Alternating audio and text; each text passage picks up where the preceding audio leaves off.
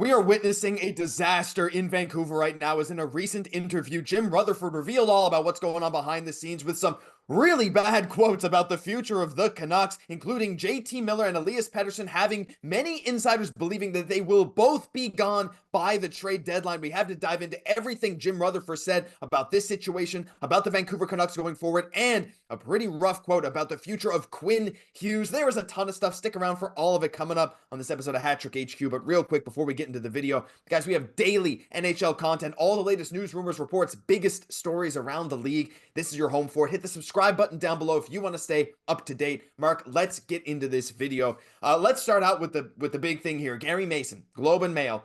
This article is crazy. Go take a look at it, as he sat down with Jim Rutherford, and there's a lot to get into. But the biggest thing here, let's start with the quote about Miller and Pettersson and their situation. He said, "I felt like for a long time there was a solution here because everybody has worked on it, including the parties involved, but it only gets resolved for a short period of time, and then it festers again. And so it certainly appears like there is not a good solution that would keep this group together." Now, there's a lot of other stuff we got to get into, but Mark, I got to get your thoughts on this right away, especially as a Canucks fan. We knew some stuff was festering. We knew this has been a problem for a while, but to hear Rutherford straight up say, "I don't see a solution with this," and hearing what insiders have to say about it too, to me, it seems like they're both gone. I can't believe how quickly this has turned around for the Vancouver Canucks from first in the Pacific last year with a top 5 goal differential in the league to what is happening as we speak. Because, I mean, the biggest thing is this was reports that have came out what felt like for the past 3-4 years, and especially started to get hammered down in the past couple of months. This is the first time we've had someone in management, especially the president of Hockey Ops, coming out to say, listen, we can seal this for a tiny bit, but it festers. It continuously comes back. Something has to change. We've had so many reports coming out from Elliot Freeman, Frank Chiravelli. You can work her name down a huge list going in on this. But hearing it come from someone at the top of the organization does make me feel a little better where we get clarification coming from them. But it's very concerning to see, like it says in this, that it seems like both of these guys, and if not both, definitely one of them, are on their way out. I don't know if you feel the same way where it's like, listen, we got clarification from Jim, or is it more of like, wow, this is a big panic moment? I mean, I can see it from both sides, right? Like, if you're a Vancouver fan, this at least gives you some clarity on the direction of the team. And I think that's one thing that Jim Rutherford did very well today is like, we see the problems. I mean, he didn't directly say they're going to be traded, but he basically said it without saying it. And he went into a lot of other things too, the other factors around this team as to how competitive they want to be, right? So I see it as him being very clear with what the intention is. Now, again, Vancouver, like, they were first in the Pacific last year. Like, this was a contender in a lot of people's minds that has fallen off to this stage. And if we just look at what he's saying about being a contender, it doesn't seem like he wants to stray from that. So that's another interesting part of this. Another little notch to add to this. Like, we're talking about two of our top players, certainly our two best forwards. It can really be tough on a franchise, not only present, but into the future. When you're planning on peaking this team into a contending team, and then you find out that that's not going to happen, or at least it's not going to happen with the group we have now, then you have to put together a new plan. So again, just another quote that shows there is going to be a new plan. You can't have them together. Like you said, at least one is gone. So I think this is good, though. I think this is good to hear from Jim Rutherford, because now it's made known. Like, if teams weren't already asking about Miller and Pettersson, I know they have been. We had talks of many teams in on Miller, even like the Hurricanes almost making a deal for Pettersson. But to hear now, like, this is a certainty, it's good, but you got to think that's going to hurt the trade value as well, Mark. And there's a Quinn Hughes knot we'll get into a little bit later. But for now, like, I don't know, as a Canucks fan, are you almost relieved to hear that Rutherford's saying, like, okay, we're going to fix this situation however we can? Or is this just almost still too scary to hear that two former 100-point guys could very well be gone from this team? I mean, looking at the main thing I like to look at, it's a plan for a new plan to put together another contender. I'd feel a lot more scared if Jim Rutherford came out and said, hey, we're looking at a rebuild after we trade these two, which we will touch on shortly. But he's not saying that. He knows the core that they have. Yes, you're going to have to move on from one, or if not, both of J.T. Miller and Elias Pettersson. Brock's name has been flying around the rumor mill as well. The only one on this team, in my opinion, that's completely safe is Quinn Hughes. This is one of the top guys in the league. But moving on from one or two, 100-point players, you're not getting the value back for these guys. You might get a lot of young pieces, you might get some NHL ready prospects, but they're not going to be surefire guys that could be a Selke candidate like we see in PDB. A guy like Miller that put up 100 points last year and led this team to the second round along with other talent.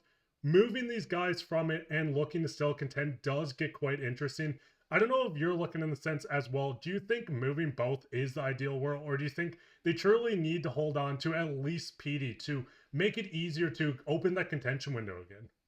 It all depends on the package they'll get back, because based on these mock trades and these rumors we've heard that the packages they've been offered for these kind of players, it just doesn't seem worth it, right? Like, I get the idea of the Vancouver Canucks wanting to retool as opposed to rebuild, because, like, straight up, we know that Quinn Hughes is probably not staying if they go into a rebuild, right? And Rutherford has pretty much said that himself. He said, if we're going to completely start over, that means that Quinn Hughes goes, and we'd like to figure out a way that he's here forever. And that is huge, and I think that really reveals why they want to stay into a retool, because he won the Norris last year. He could very well win it again this year, as it's him versus Cale Makar versus Zach Werenski, who's having a great year too. But, like, he is the star of this team. He is the best player on this team right now. And I don't think there's any ifs, ands, or buts about it, but he's a UFA in 2 years. So I think you have to move on from this situation. Jim has made it clear, Jim Rutherford, that you have to change something. But if you get rid of both of these guys, there is no guarantee that you're going to get back anywhere near the value. And the team right now that's kind of trying to cling on to a wild card spot in that kind of wild card race, and you move two of your better scoring forwards, how far is that really going to get you? Are you really still going to be in that contention window while Quinn Hughes is there? Based on the packages we heard from New York and the J.T. Miller talks, they're not going to get even close to that. Plus, not to mention the fact that a lot of teams, if you're looking at Vancouver, you're saying, all right, Vancouver, you have no leverage. We now know for a fact that you're moving on from one of these guys. You can't win. You need to move these guys. We're not going to offer you what it takes. Maybe having a bunch of teams in on it is going to increase the value because you're going to have a bunch of bidders. But, like, I don't know.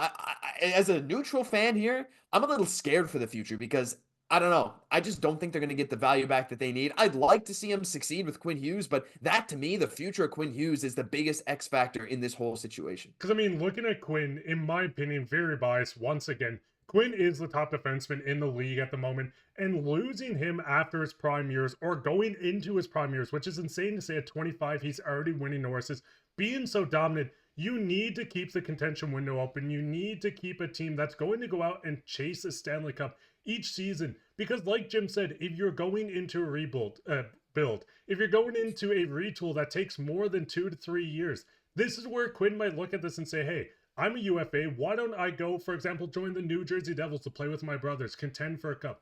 Why don't I go to a big market that's in their window? This does get interesting. I mean, we've seen Jim just go in and say, we'll have to do our best we can in trades. Whatever assets you get in return, you may turn into something else, and we have to work on our way to being a contending team. I do really like that management is so dead set on, hey, we know what we have in Quinn Hughes. We have good supporting cast. We just don't have the caliber of players that are in the top end that can compete for a cup or coexist in a locker room, which is not what you want to hear from a team inspiring to win a cup. But looking at this, do you think a one-year retool is ideal, or would you kind of look at this Canucks team as a, hey, we're going to move these players, but we are going to try to do everything we can to not only replace them in free agency, but flip more assets to get back to a contention?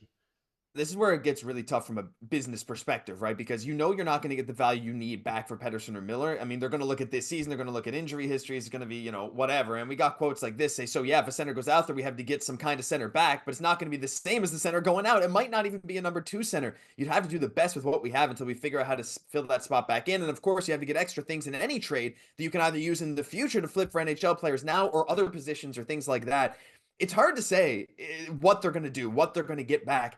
But, the business decision comes down to, is it worth getting rid of these guys and trying to still just go into this retool with players that are maybe of a lesser caliber and still just trying to go for it and maybe try to make a big signing this offseason if you can to be around Quinn Hughes? Or do you just say, you know what, like, we're not getting the offers we want at this point, we might just have to go into a rebuild? I don't think that's what they want to do. Clearly it's not. They want to keep Hughes around. But at some point, sooner or later, if you really can't put together a roster from the pieces you get from trading your top guys, you might not have a choice. But I want to hear what you guys have to say down below. This is a tough situation for the Vancouver Canucks. This implosion was maybe not unprecedented, but definitely not one that we've seen from a lot of other teams in the history of the league. So let us know your thoughts down below, because that'll do it for this episode of Hat Trick HQ. If you enjoyed, leave a like, comment, subscribe to the channel. Again, completely free. We got news like this every single day, sometimes multiple times a day. So you want to stay up to date, hit it down below. I'm Josh Gosse, my co-host Mark Pye. We'll catch you in the next one.